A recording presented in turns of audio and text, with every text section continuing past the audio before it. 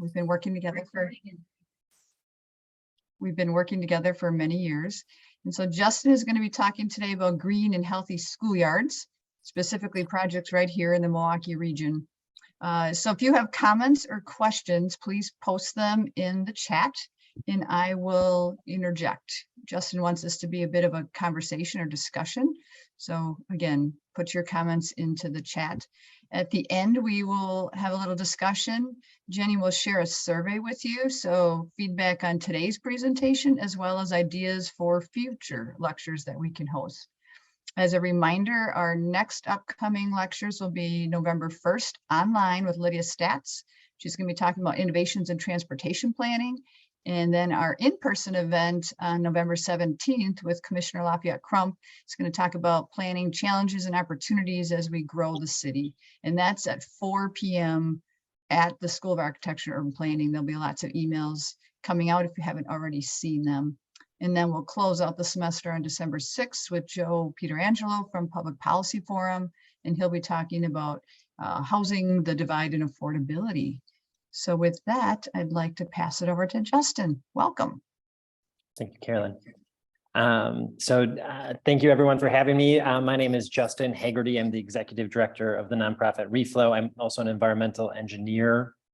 I'm just going to quickly talk about what Reflo is. We're a nonprofit in the Milwaukee area that works on sustainable water use. Oftentimes we partner with schools or cities and community garden groups to help support sometimes complex infrastructure projects, oftentimes educational components and outreach activities. But it's really important for us to partner as a nonprofit to support the projects on the ground. We organized about 10 years ago, and we're really motivated to see change on the ground and support that through whatever means we can to do that. We have 5 different program areas.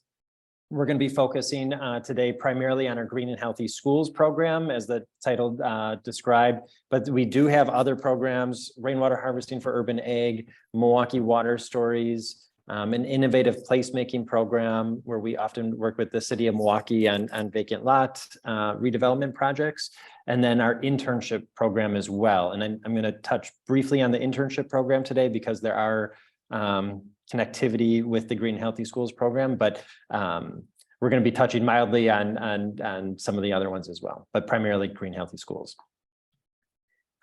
Going forward, Reflo, there's about 10 of us. I'm an environmental engineer, like I mentioned.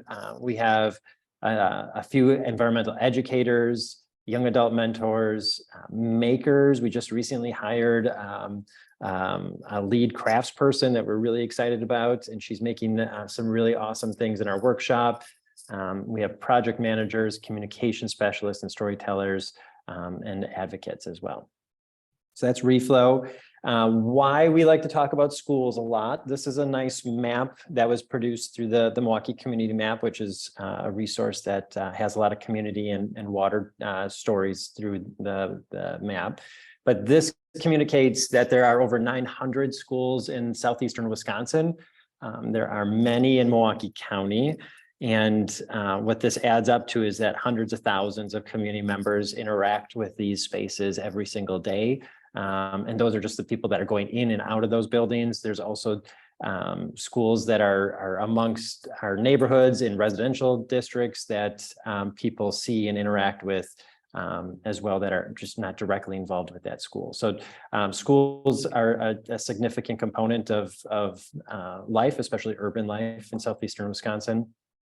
This next map helps to communicate a little bit more about the city of Milwaukee. In blue is the city of Milwaukee. In green is median household income per U.S. Census Bureau.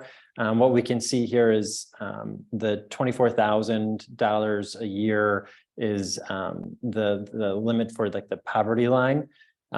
So there's a lot of need throughout the city of Milwaukee. Milwaukee Public Schools is the largest school district in Wisconsin. There's 70,000+ students. 82% are economically disadvantaged. There are 150 schools, plus 55 plus additional facilities and lots of impervious surfaces. So there's a significant opportunity to work with Milwaukee Public Schools in particular, in part because of need and opportunity. This next slide communicates percent people of color that live in the city of Milwaukee. And so there are strong relationships with household medium income as well. These school projects kind of bridge a lot of that gap. There's a lot of schools are throughout the city. There's lots of opportunity to connect with environmental and social justice issues as well. On that note, redlining from the 1937 Polk maps. This is a topic worthy of a much deeper conversation another time, but I did want to just put this slide up there that redlining still impacts Milwaukee and other cities today. There are significant connections with where people live and the income that people have in those regions of the city. And what's shown here are the dots on this map. I should have mentioned this, are all of the Milwaukee Public Schools, and the green dots are the projects that have that are in the works or have been completed to date. About 90% of the school projects that have been worked on are in either the yellow or the red as defined by the 1937 maps. If you're not familiar with redlining, I would strongly recommend taking a look into redlining, especially in Milwaukee. But this is what a lot of urban schools look like. And so that was kind of like the map that we just looked like, but I do want to just share some visuals of what it looks like on the ground. There's lots of asphalt, lots of chain link fencing. There's reasons why these spaces look like this, predominantly because of economic decisions made decades ago that were reducing maintenance costs and trying to keep kids safe while at school. But what we now know is that there are environmental and social impacts associated with spaces like these. So there's lots of opportunity, there's lots of need, and given that schools are so well woven into our cities, it's really important to think about working with schools to make them environmentally friendly and better for the well-being and academic outcomes for students.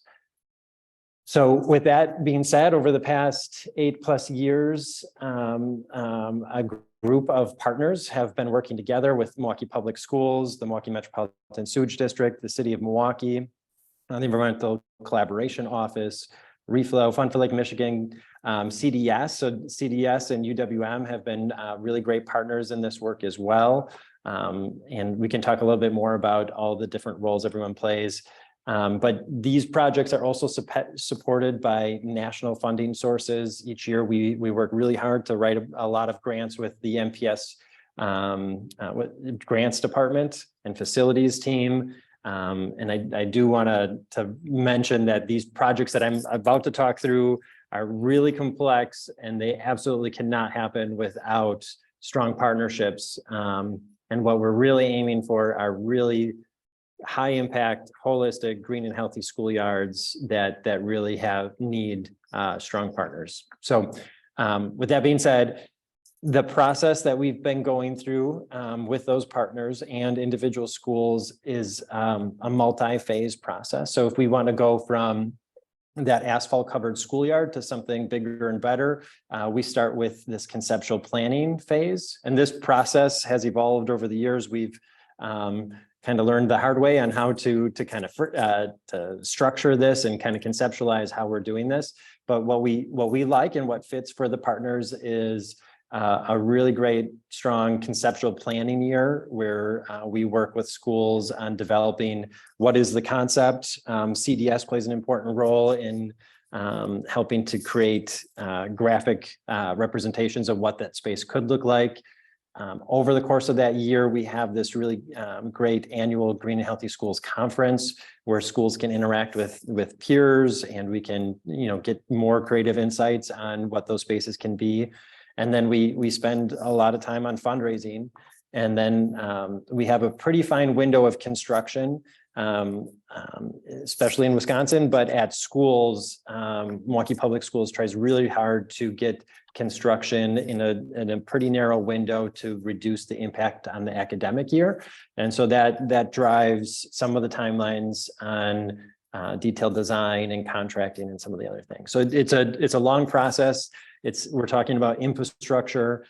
In this case, these types of projects take about 3 years to go from ideation through construction. And then there's a really important phase after construction, especially because we're talking a lot about green infrastructure, stormwater green infrastructure, is the maintenance and stewardship of these phases of these projects are really important as well. And so we want to be thinking about that in the original conceptual planning and all the way throughout the process as well.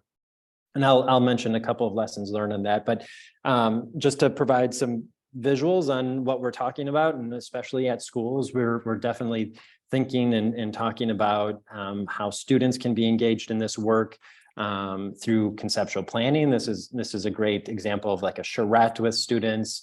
Top right is an example of students engaged in using their new outdoor spaces through curricular activities. Bottom left, this was a picture taken at one of the construction sites this summer where we have young adults, high school students, talking with contractors and engineers, trying to learn about different careers, especially in the trades. So there's meaningful opportunities for career exploration. And then also engagement on celebrating these projects and these spaces, not only with youth, but also with elected representatives and project partners as well. And just to share some other pictures. So here's one of those asphalt covered schoolyards with a new bioswale that helps to manage stormwater and outdoor classroom space. Students at this particular school, this is a blocky at the bottom left. They have a student green team, which is really cool. And those students are learning on what could be done, and they're very involved in the project as well. And then top right, this is the CDS team from UWM. Each year we try to do kind of a recap of construction and having the graduate students come out to see the build projects as well. But this picture also communicates to me that these spaces that we're talking about are not only for the students that attend that school, but they are also open public spaces that are available to the surrounding neighborhood after school hours as well. So these are public spaces. And then the bottom right is thinking through recreation and how the spaces can be used for all sorts of games and activities after school hours as well. And some other pictures of some of the redevelopment spaces. The top left is an amphitheater space. So thinking through outdoor classrooms that can also be used for performing arts. Bottom left is an example of a school garden. This is with Journey House and Longfellow on the south side of Milwaukee, partnering with other nonprofits to be able to support gardening and other community driven projects is really important with this work as well. The bottom right are what we call loose parts, which are really fun. It's really fun to watch kids play with and adults play with. But the idea here is that these parts are mobile. Students can move them around and create forts, or they can create obstacle courses. And every time they engage with that space, it's different, and it's driven by those that work in that space. There's lessons learned on this. I'm just going to kind of start to weave in some of the lessons learned. Some students before this project, there were smaller parts that younger kids would pick up, and they would kind of twirl around their heads. And so we learned that it's important to have the right size of loose parts. This is intended to support cooperative play. So this log, for example, it's intended to be picked up by 2 students. So it almost requires cooperation to engage with this space. And then the top right is an activity, what we call agility pathways. This is an example from a Milwaukee Rec site. Milwaukee Rec is doing some really awesome things with redeveloping park spaces throughout the city as well. So is the city of Milwaukee. This is a great example of a labyrinth that can be used for mindfulness activities and calm down spaces, as well as just some like passive interactions. We're not talking about removing all of the asphalt, and we really do want to continue to support, basketball and other activities. And so there will be hardscape that needs to exist as well. And so these types of elements are really valuable and to kind of activate those different spaces too. And then with these projects, we try really hard to also support small budgets that schools that go through the schoolyard redevelopment process also have activities, enriching activities that they can pair with the project. And so this is a good example of an outdoor discovery cart. So imagine if you went from a completely asphalt covered schoolyard to having a new outdoor classroom. We want to be able to support those educators and giving them the tools and training that they need to be able to use those spaces. And so that's what that represents. I'm going to go in a different direction now. So this is top right is a tour of the Milwaukee Metropolitan Sewage District's Jones Island Water Reclamation Facility. And so MMSD has been very supportive of these projects on the infrastructure side, as well as the curricular connections and the educational opportunities. And so this is a really cool opportunity to connect students with what's happening on their schoolyard and in their community with kind of the big picture. Where does all that water go to? And how is the city playing a role in supporting kind of a bigger picture on that? And then bottom right and bottom left, these are examples of the Green and Healthy Schools Conference that's put on each year. Reflo organizes this. This last year was the 6th annual conference, and we had over 500 people attended at Vincent High School. A significant portion of the conference is about recognizing educators and community members and other folks that are doing really great work on this initiative and trying to elevate those folks at that conference as well.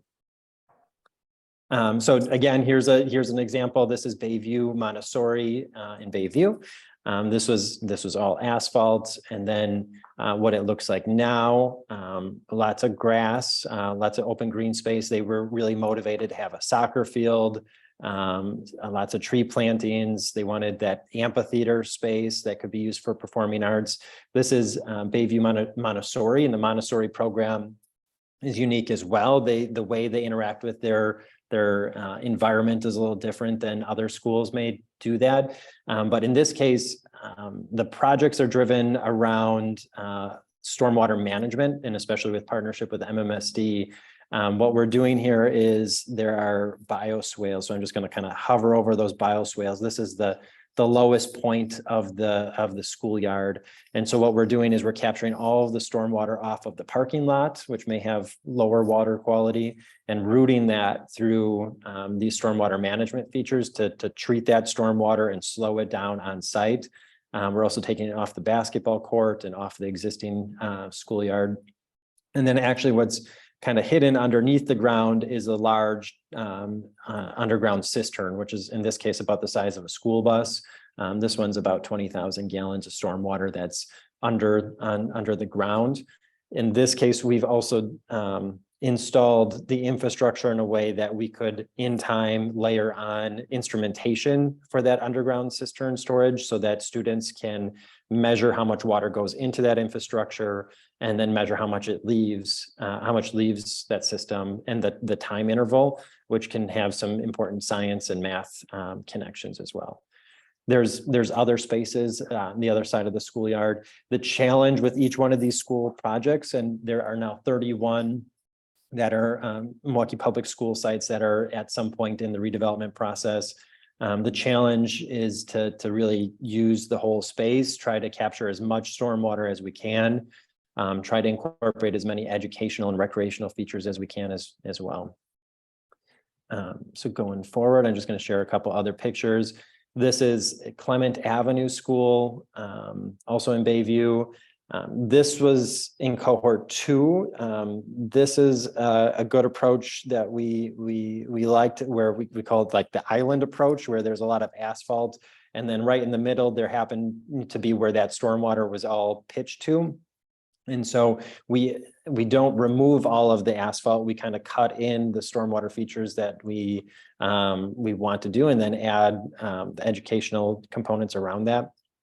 In this case, we also added a soccer field over here and another bioswale in this space.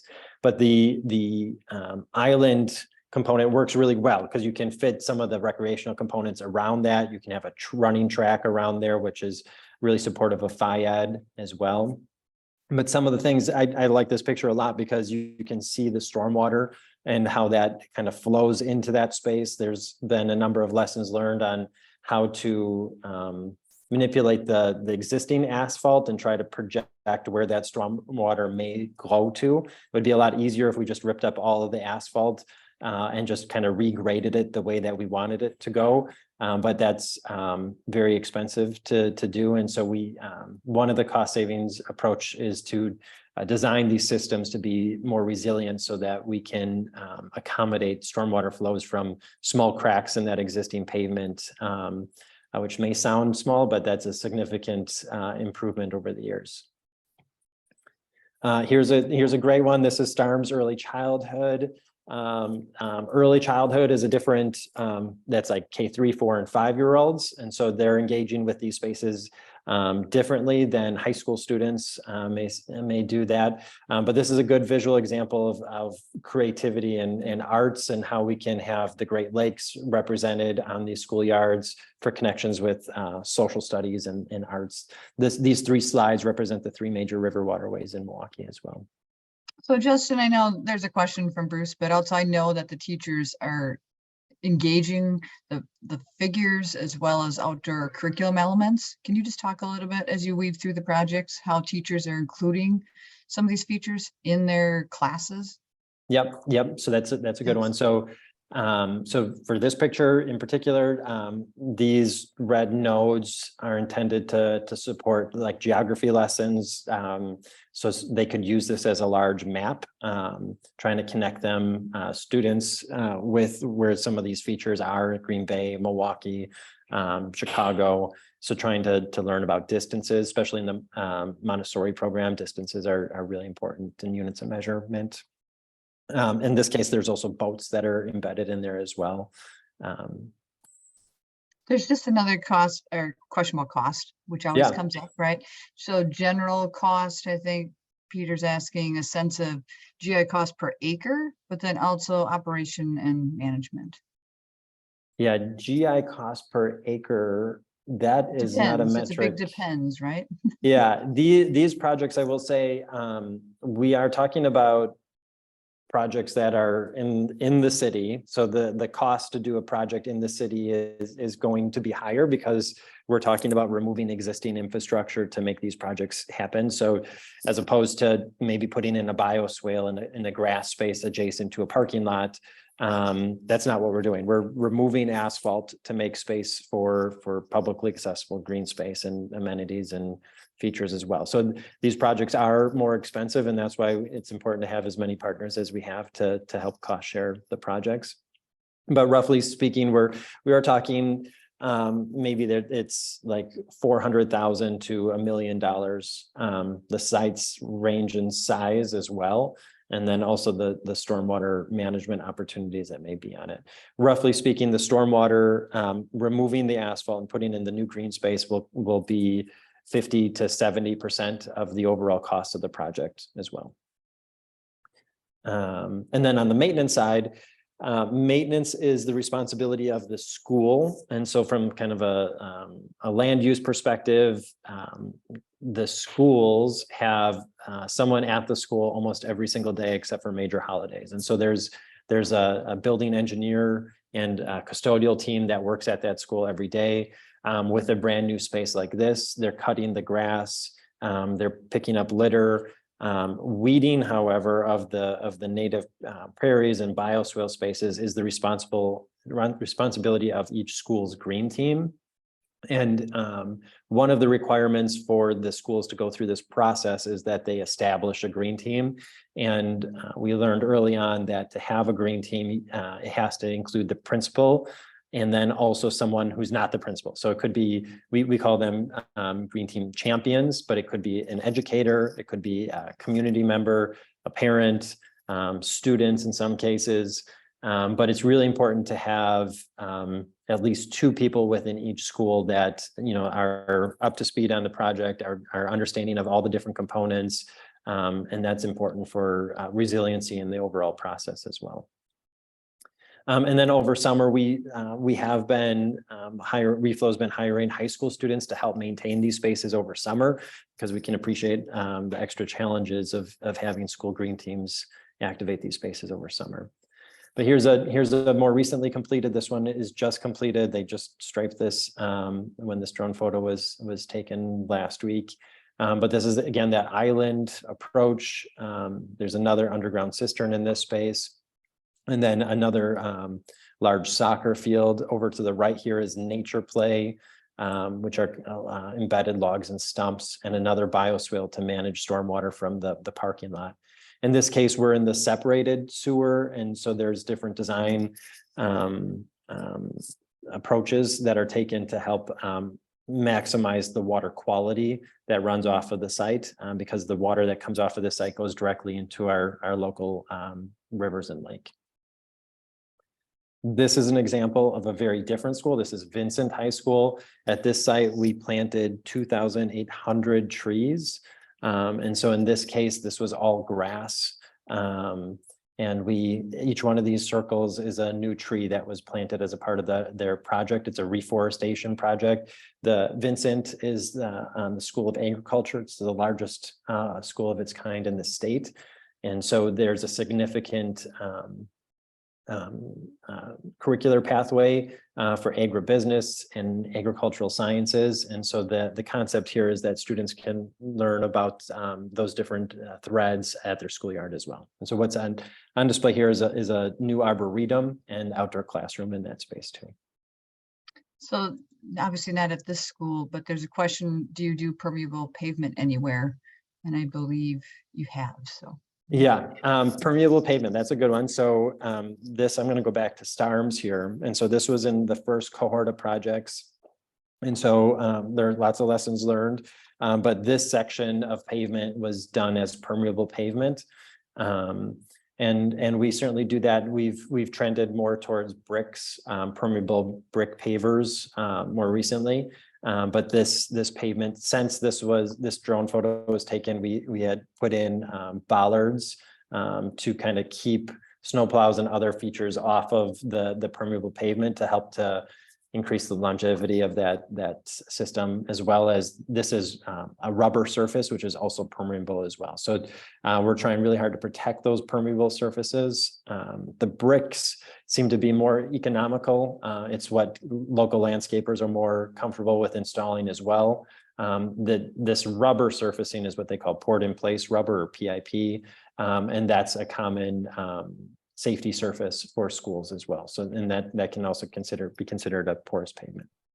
I was just going to chime in that as we're doing the design conceptually with you, there's always a big discussion with the teachers about how they use the site in terms of for gym class, but how teachers flow in and out, families come in and out. So which areas need to be maintained open that we can't put in more green infrastructure. And then if there are trucks that do drive on the playground for any purpose, because some of the schools you're looking at are large, but there's some that are very tight. And so we have to keep that in consideration. Are they driving on the playground at all for pickup or trash pickup?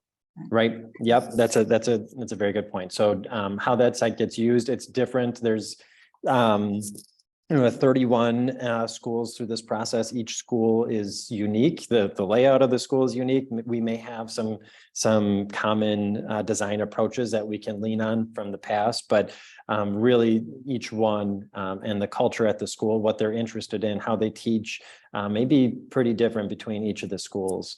But this is a good one. This is Clement. This is a good example of implementing a bioswale or stormwater management feature with a walking path. We learned early on that, in a schoolyard, there's balls, there's kids. You're not going to keep those kids and balls out of that bioswale. So instead of trying to fight that, we learned that it's helpful to give them a path to run through. So if they're playing kickball and that ball goes into that kind of low-lying bioswale area, that we're giving them the ability to get in there and retrieve that ball. Or in this case, they use this for exploration and science activities. We've seen kids skateboard through this. We've seen kids bike through this. It's kind of a cool feature. Yeah, and we learned too that we're not using grout to get super detailed. We're using this sand, this paver sand that helps to solidify that so that it is a more smooth surface. So you're not necessarily jumping from rock to rock, although in some cases that is preferred to do it that way. And then this is also intentional to have the outdoor classroom structure immediately adjacent to the green infrastructure, so students can learn about that and use their schoolyard as a science space as well. But thinking through some of the mobile components like these benches, some of the approaches have been to tether them together so they don't walk off, or to tether them to the columns. Also thinking through how the school would use it for benches if they want writing surfaces, or if they really prefer having more of these like mobile benches that they can shift this to be used for different activities. Some schools want to use it for yoga spaces or presentations or graduation ceremonies, and all of those different uses have sometimes very different configurations on that seating. One of the lessons learned too, we were originally using crushed granite as a ground cover surface. That has been very challenging to maintain. We were specifying that as a stormwater management because that's also a porous ground cover, but that granite migrates too much. A lot of kids like to shuffle their feet when they're sitting idle in a space like this, and that just kind of grinds down on that surface. So we've since moved away from the crushed granite pretty wholesale across the board. We do have some secondary pathways that we've been talking about leaving as crushed granite, but those are very few and far between. And then, as I mentioned, we're keeping the existing asphalt. There's a coal tar sealant ban in southeastern Wisconsin, which is great, and it helps to reduce known carcinogens on schoolyards and other spaces. The downside is the replacement of those sealants haven't been as binding as what the previous ones have been. So we've been having some challenges with putting down surface coatings as well on top of the existing asphalt, but there's lessons learned in there as well.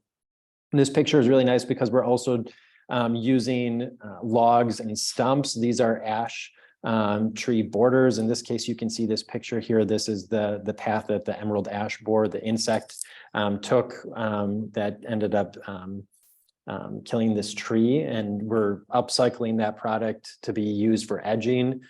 Students use this for seating. Sometimes they use it as balance, and it's decorative as well. And then the connections with science are visual in that case as well.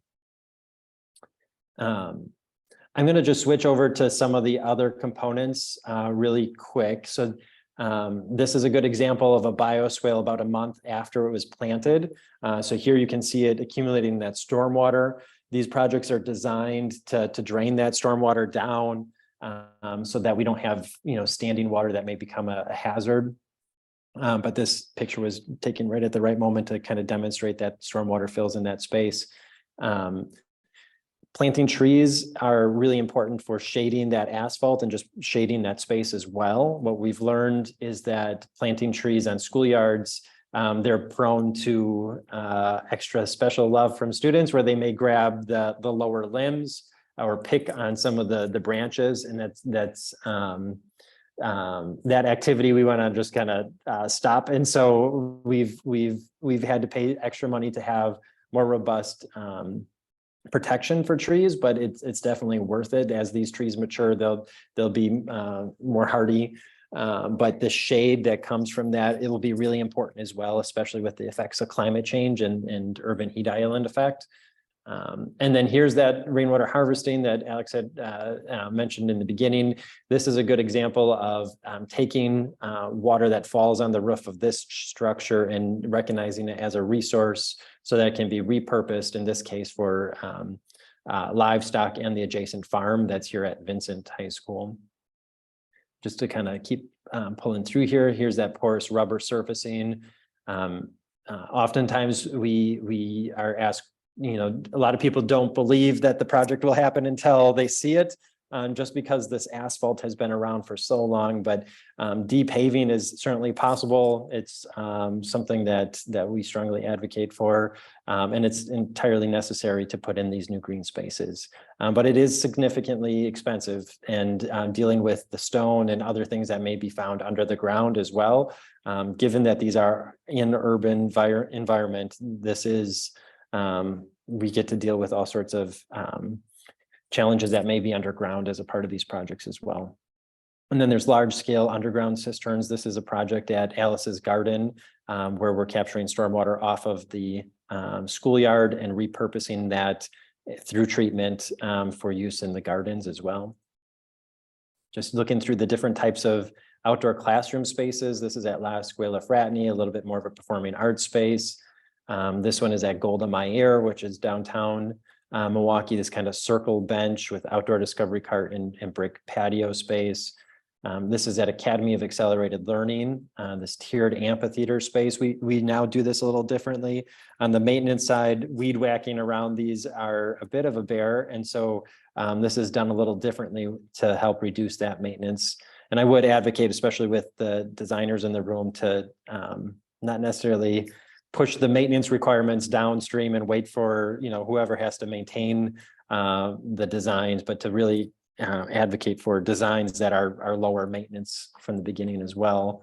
And so here's again that loose parts play. Just want to show a picture of a nature play element. These are embedded logs and stumps. These are really intended to multiple ways to get up and into those spaces. Kids love how creative the space is. There's lots of balance and jumping. Of course, there's regular tot lots, and the newer equipment as well is super inviting to play with. And then Gaga Ball, from a design perspective, and especially in an urban school district, Gaga Ball is very similar to maybe dodgeball. Or in some cases kickball, but it's much smaller footprint. And so you can fit a lot more kids in a smaller space, and the kids absolutely love Gaga Ball. Just some other features. I did want to point out this traffic garden. There's a significant interest from MPS's Phy-Ed department to have lessons on traffic safety and bike safety. And so working with the Milwaukee Bike Fed and the Phy-Ed department at MPS, we're actively including these traffic gardens, which include four-way stops, three-way intersections, crosswalks. The newer models also include intersections for railroad tracks and roundabouts. So students are learning from an early age on how to kind of navigate traffic. And then of course, basketball is really important. And trying to maintain those spaces as well. And then school gardens, they come in different ranges. I showed this one picture before, and that's the smaller raised bed gardens, but schools that are really excited about urban agriculture kind of graduate up to a hoop house and or a greenhouse as they get a little bit more robust with their agricultural programming. And then sensory gardens are an active use of those spaces as well. Lots of, think of like sheep's ear. There's also lavender, which is a popular one for kind of different scents and tactile experiences that may happen in these spaces. And then all sorts of good signage. We aren't able to get rid of the chain link fencing around the perimeter of the school sites. And so over the years, we've flirted with the idea of using that as potential activation space. In this case, this is what we call a spot dot. So this is a prompt for students and community members to do a yoga pose at that location along the chain link fencing. And the more that we can do with growing vines in certain areas, as long as we maintain sight lines in certain spaces. And then Of course, the traditional signage is appropriate. This is at Fondy Park, which is part of the innovative placemaking program with the city of Milwaukee. And then benches. We've been leaning more towards more decorative fencing where we need to have fencing. And these are just some great examples of the different types of elements there. So I know we have just a couple more minutes left. I do want to shift back to show some pictures of student community engagement. These are really great examples of students participating in this process through the conceptual planning phase. These students here in the top right are creating dioramas of what they would like to see on their schoolyard, and they're presenting it to their teaching staff. Bottom left, the schools, every school is working to fundraise for these projects. And so many of them take on bake sales or penny challenges or brick sales to help support that. And they are excellent ways to keep the community engaged in these projects. And then, of course, celebrating and continuing to support them after construction as well. In this case, this is at Starm's Early Childhood again. Lisa Miskey did an excellent job at this school. Having students dress up as different types of careers that were involved in the project. And that was a really cool way to get students thinking about their kind of long-term goals as well. So again, connecting Great Lakes education, thinking through how these spaces can be used for play and observations, working with different groups, different nonprofits like Discovery World and UW-Milwaukee, to be able to get students to kind of have a bigger picture on how these projects can be connected with Milwaukee as kind of a larger scale project as well. And then real quick, the rounded out is the intern programs. And so I did mention this last year, we hired 5 high school students over summer to work on pulling weeds at schools, but they also did community outreach events with Milwaukee Recreation. There was an important component where they presented this at the Green Schools Conference. And then here's those examples of students being engaged on these projects, getting a chance to talk with engineers and contractors on active construction sites.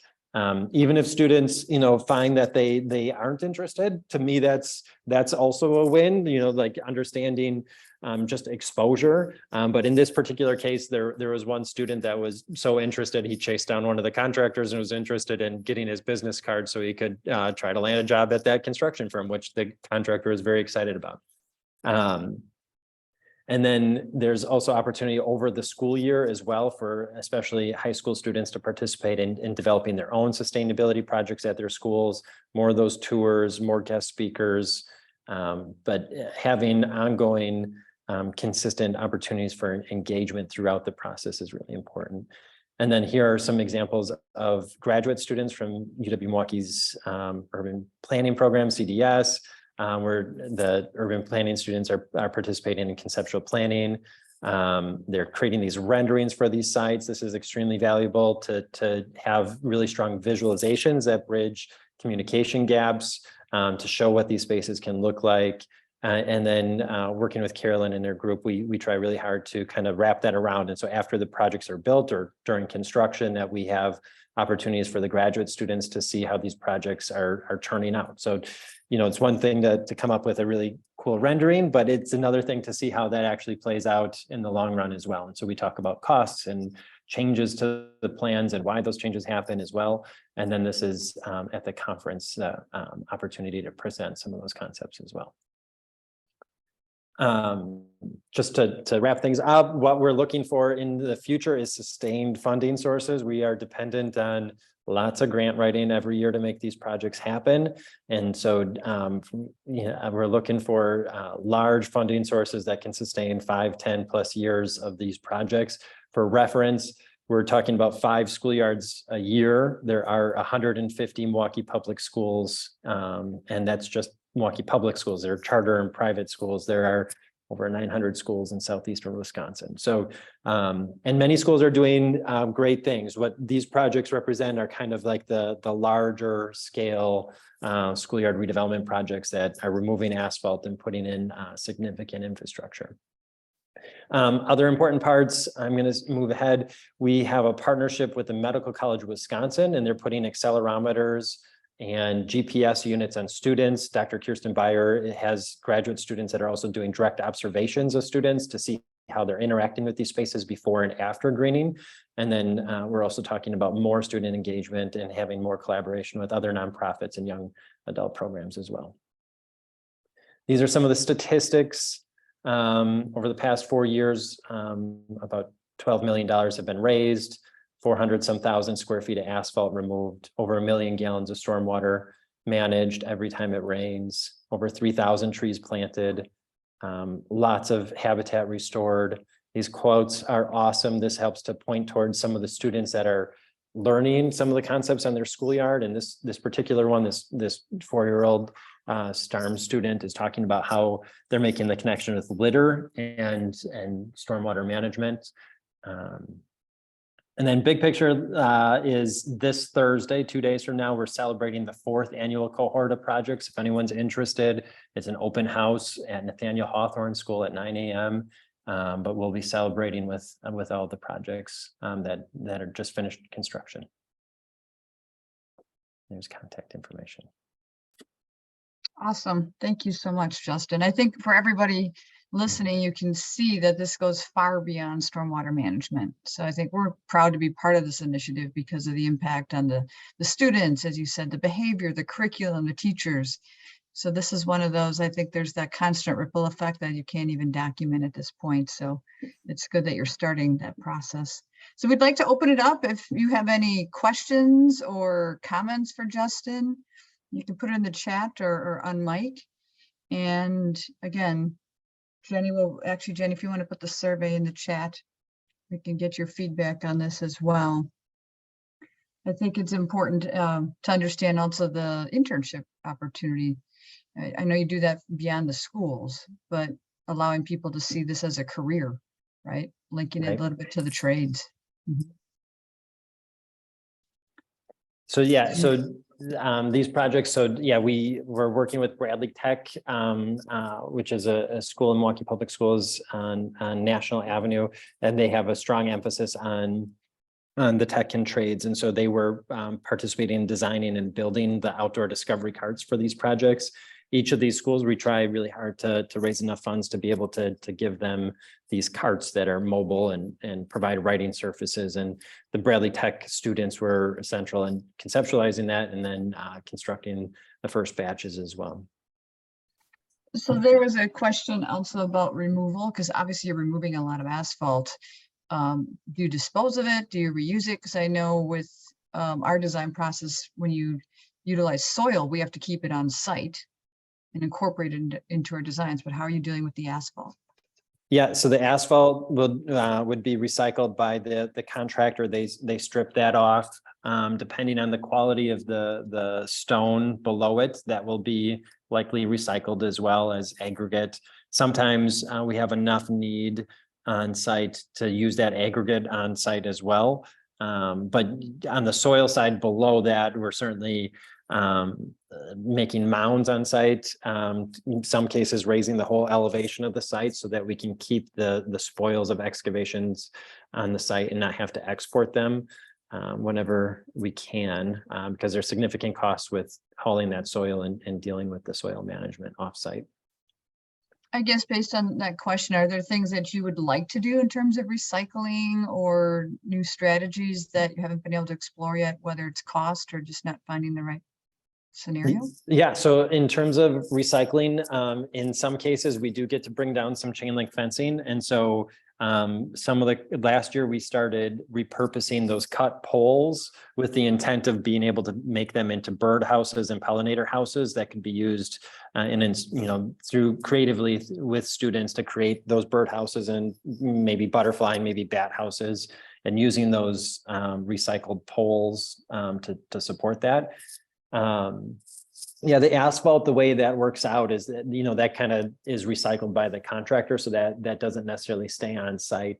But definitely repurposing the spoils to create mounds. The kids love rolling down hills, and it creates more interesting topography across the site.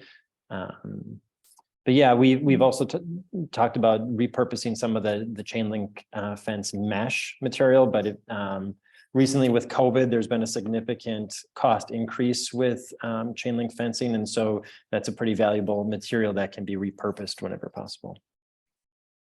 Yeah, I think there's innovations we don't even know yet, like that'll be coming out of some of this. And then there's a question just to talk about how maintenance is handled again, and then the training provided for, let's say, the building engineers. You just reiterate that. Yeah, so each of the schools over the past few years, COVID has impacted things because as we may know, but the first year schools were not in session, and that was a bit of a challenge to kind of, we still had construction projects happening. And so we have construction projects finished without full use.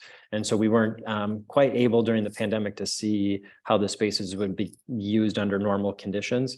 And so that's important because once schools started to get used again in person, all sorts of questions about how can I maintain this space? How can I use it? And so where we're at right now is developing site-specific maintenance and stewardship plans.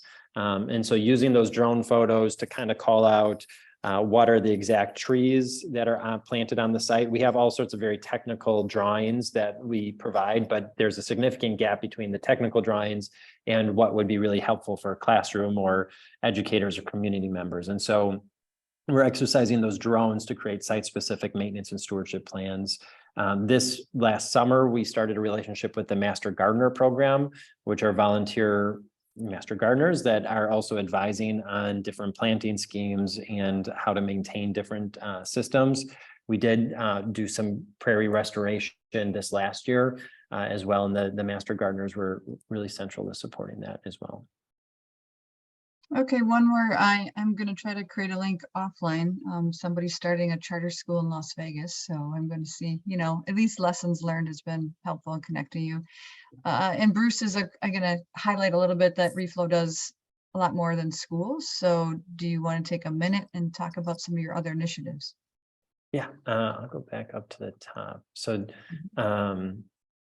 So these are the different programs. I mentioned the internship program. The intern program now is year round. So we have a summer program and then a school year program. There's about a month gap between summer and the fall program. But right now we're onboarding 15 to 20 high school students over the school year. And then there'll be 5 full-time students over summer if everything goes well. The innovative placemaking program, that's about 1 or 2 projects a year. We work very closely with multiple city departments like the Redevelopment Authority of the City of Milwaukee and the city parks, as well as the Environmental Collaboration Office on redeveloping vacant lots. In some cases, we work with like other nonprofits like the Northwest Side Community Development Corporation on injecting all sorts of love and good things on properties that may have otherwise been vacant. And this is a good example is Fondy Park, which was a vacant property, and now it really supports some of the farmers market that's happening there and community events. And that's well connected with the rainwater harvesting for urban ag program. And so this is a good example of, this is David Johnson at Cream City Farms. This is taking harvested rainwater and reusing it on site through solar panel system to produce food on a brownfield site. So it's connected to that innovative placemaking project as well, or program as well. And that project has been around for 7-8 years. And so there's a number of long-term projects like this where we're considering water as a resource for agricultural means, as opposed to maybe a liability or something that needs to be managed. It's the opposite direction, which is, and kind of deserves its own space for that. And then the Milwaukee Water Stories program. There's a number of different activities and initiatives underneath there. We built this virtual water table, which uses augmented reality to create this really, really cool tactile experience where students and adults can play with the sand surface that communicates the interactions between land and water. But there's a whole separate initiative for the Milwaukee Water Stories program, where a lot of public and private water stories are being shared. That's the Milwaukee community map, and there's all sorts of really great, rich resources throughout that as well. Awesome. So lots of great work. It's always fun because we're kind of pre some of these projects, whether it's Fundy Park or some of the other ones. It's a great connection for our graduate students as well as the interns that you have that you're engaging. We all know that if we engage our young youth, they will have a different perception of water and protecting it. So very exciting. So thank you for spending some time with us today, Justin, and thanks to everybody who has been part of the process here. And I want to remind you that November 1st is Lydia's Stats. So look for that email and sign up for that one. And the in-person with Commissioner Crump, we do need you to register just so we have a head count. So please look for that email as well for the November 17th in-person event. So thanks to everybody for joining us. Appreciate it. And thanks again. Love the work, Thank you. Justin. Thanks so much. Thank you, everybody. Bye.